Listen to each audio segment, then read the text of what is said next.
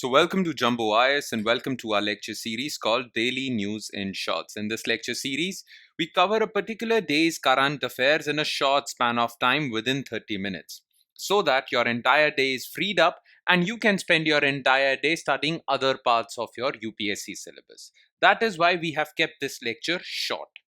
Now, the thing is that just after watching this lecture, you have to revise this lecture as well. Revision is very important because it is through revision alone that you can consolidate these current affairs in your memory.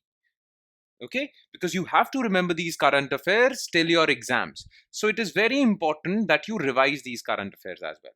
Now, you can revise these current affairs from our notes that we are going to provide along with this lecture, and these notes shall be available on our Telegram channel. Now, the link to our Telegram channel is provided in the comment section below. All you have to do is just click on that link. It will take you to our Telegram channel, and from there you can download the notes for this lecture. Okay, so let's begin our discussion. But first, let's take a look at the list of topics that we are going to cover today. So in total, we'll be covering 4 topics. These are the 4 topics that you need to pay close attention on. So number 1 is Suposhit Gram Panchayat Abhiyan. 26 December is celebrated as Veer Bal Divas. What is Veer Bal Divas? We'll talk about this. Now, on the occasion of Veer Bal Divas, Prime Minister Narendra Modi launched this Abhiyan, Suposhit Gram Panchayat Abhiyan. It basically addresses the problem of malnourishment or malnutrition in India's rural landscape. So we'll talk about this. Then, recently RBI has created an 8-member committee to inquire into the role of AI in financial sector. All right. So the committee will form a framework for AI. Okay. It is known as Free AI Committee. So we'll talk about this. Then again, an RBI report came out which said that banks have reported one of the lowest NPA ratio in 13 years. So the NPA problem that banks used to face 3 or 4 years back, and it was a huge problem, it has reached an all-time low in 13 years. So it's very good news that the RBI has given to us. So it's good for the Indian financial sector and Indian economy at large. We'll talk about this. And 26th December is also celebrated as the 20th anniversary of 2004 tsunami. Okay, tsunami in 2004, it was one of the biggest disaster of 21st century. It impacted 13 countries. More than 2 lakh lives were lost because of this. So we'll talk about this too. Okay, so let's start our discussion starting with topic number 1, which is Suposhit Gram Panchayat Abhiyan. So look, 26 December every year since 2022 is celebrated as Veer Bal Divas. Now, Veer Bal Divas is celebrated to commemorate the sacrifice of 2 Sahibzades or 2 sons of Guru Gobind Singh Ji who sacrificed their lives for nation, okay, and for their religion. So 26 December is celebrated as Veer Bal Divas, which means Brave Child Day. Okay. Now, on the occasion of Veer Bal Divas, Prime Minister gives awards to courageous children. Plus, on this occasion, Prime Minister gave a speech and he also launched this Suposhit Gram Panchayat Abhiyan. Okay. Now, he distributed Veer Bal awards to 17 children and he launched Suposhit Gram Panchayat Abhiyan. So, what is Suposhit Gram Panchayat Abhiyan? So, basically, it is Abhiyan. It is a scheme.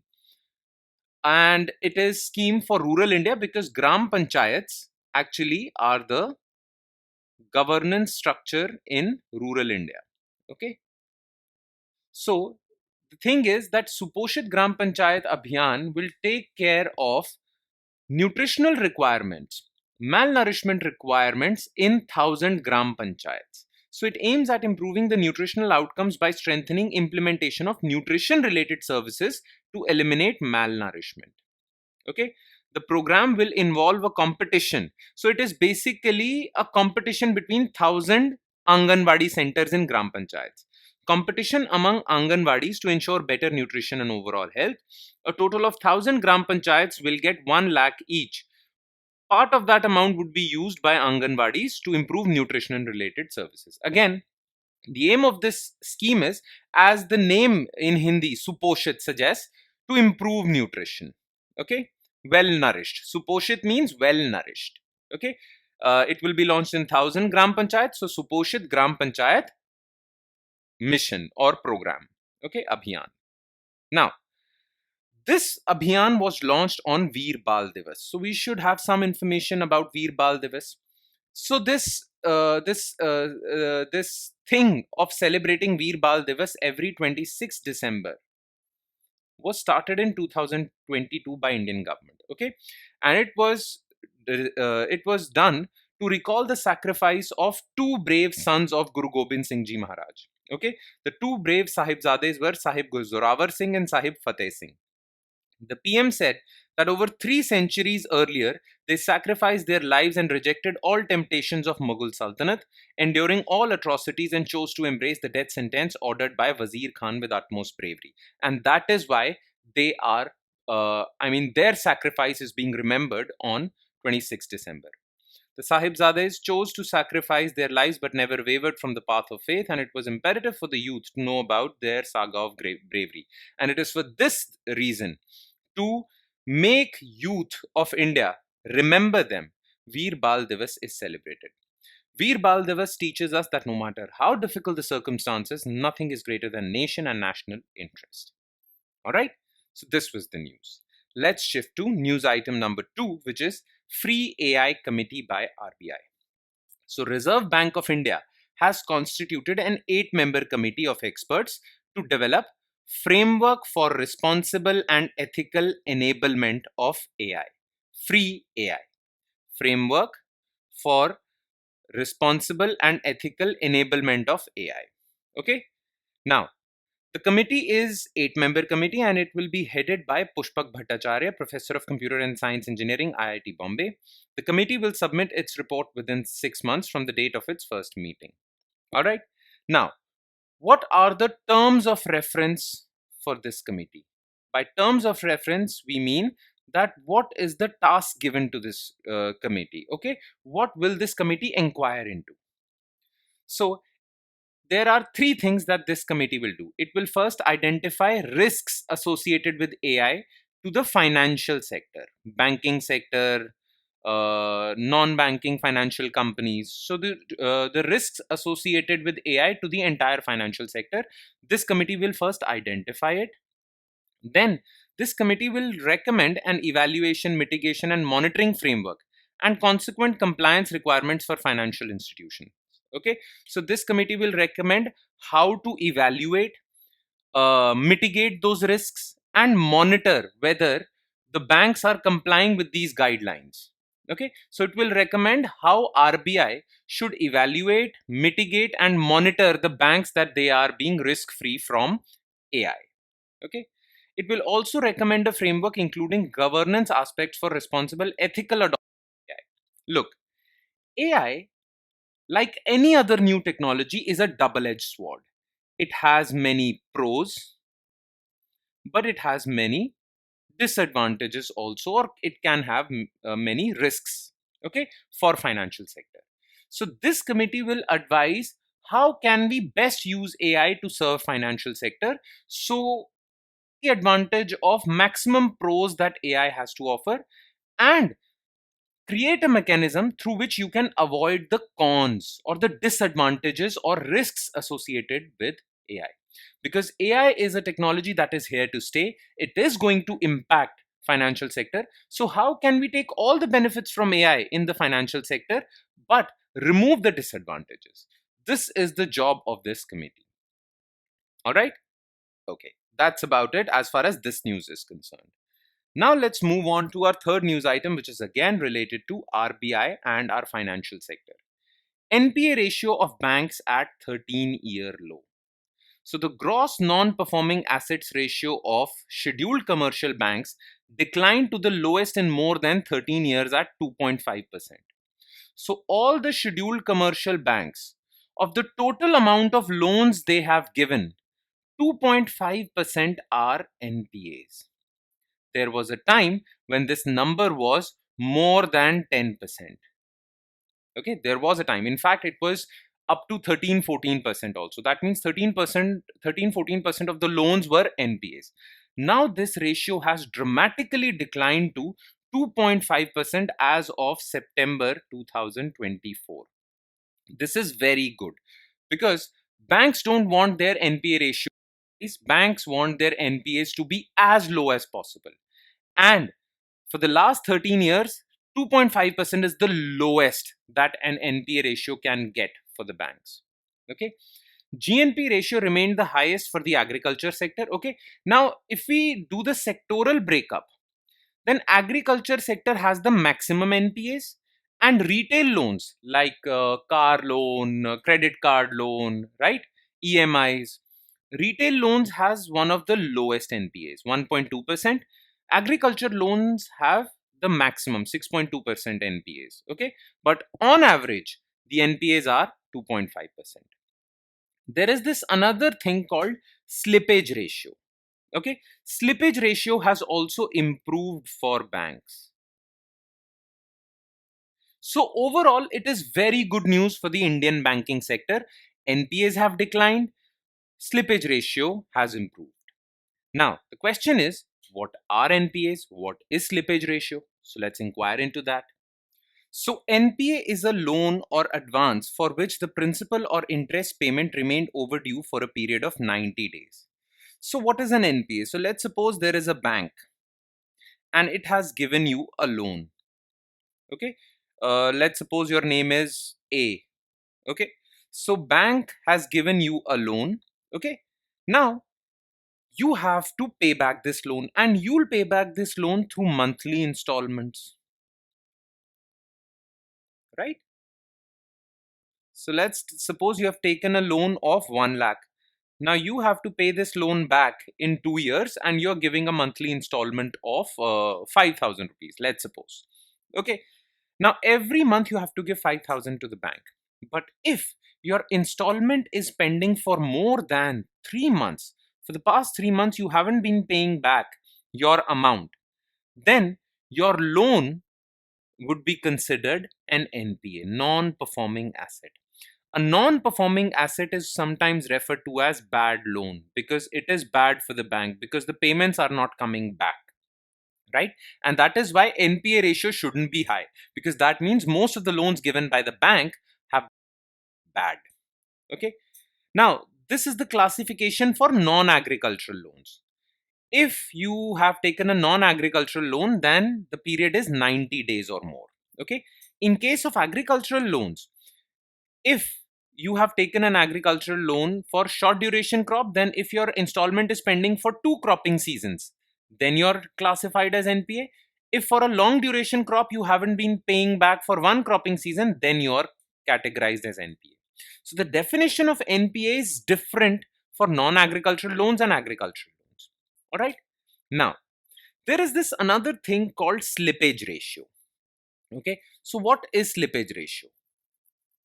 Basically, let's suppose at the start of the year, let's suppose there is this bank, let's call it State Bank of India. All right.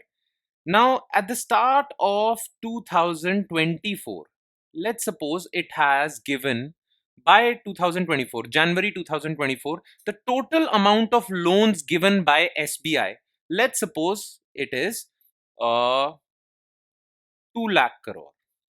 So, up till the beginning of 2024, SBI has given 2 lakh crore worth of loans. Okay. Now, January of 2024, this is the situation.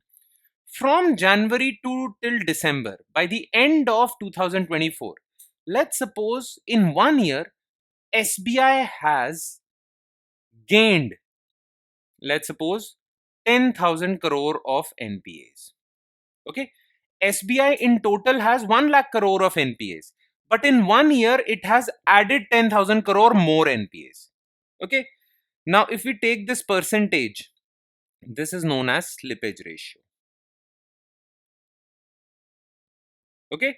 So, fresh amount of loans that have turned bad in 1 year, that is 10,000 crore loans have turned bad in 1 year, as a percentage of total standard assets. That means total loans given by SBI at the beginning of the year. is known as slippage ratio. So it basically measures how many new NPAs you have generated in 1 year as a percentage of your total loans, okay, or total standard assets. All right.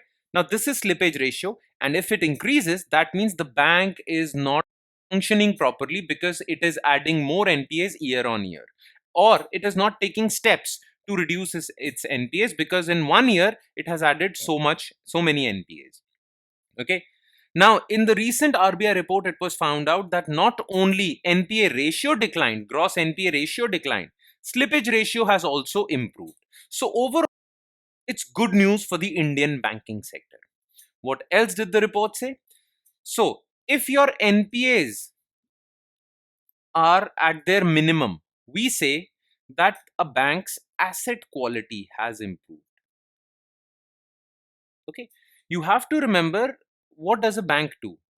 Okay, a bank gives loans and it accepts deposits from you, right?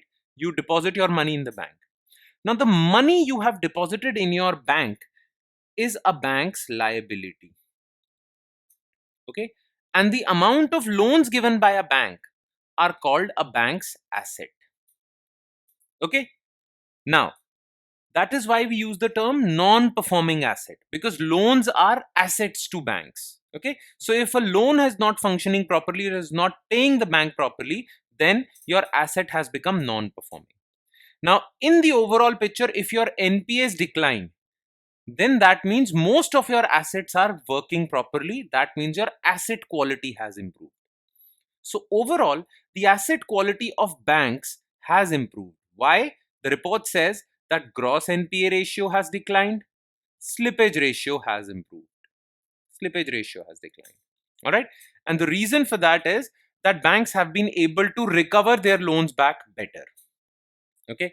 The overall balance sheet of commercial banks in the country remained robust, marked by sustained expansion in both credit and deposits. So, in the last 1 year, not only the asset quality of banks improved, their deposits have increased, their loans have also increased. For the third consecutive year, the slippage ratio of private sector banks remained higher than public sector banks on account of former larger fresh accretion to NPAs. This statement says that yes, overall slippage ratio has improved for the overall banking sector. But if we compare public sector banks with private banks, generally it is said private banks function better than public banks, right? Government banks. But in the case of slippage ratio, private banks are performing worse than public sector banks. Public sector banks slippage ratio is less than private sector banks. Private sector banks slippage ratio is higher. So in this case, private sector banks are not performing that well. So this is news basically. All right. So overall, banking sector is doing fine. All right.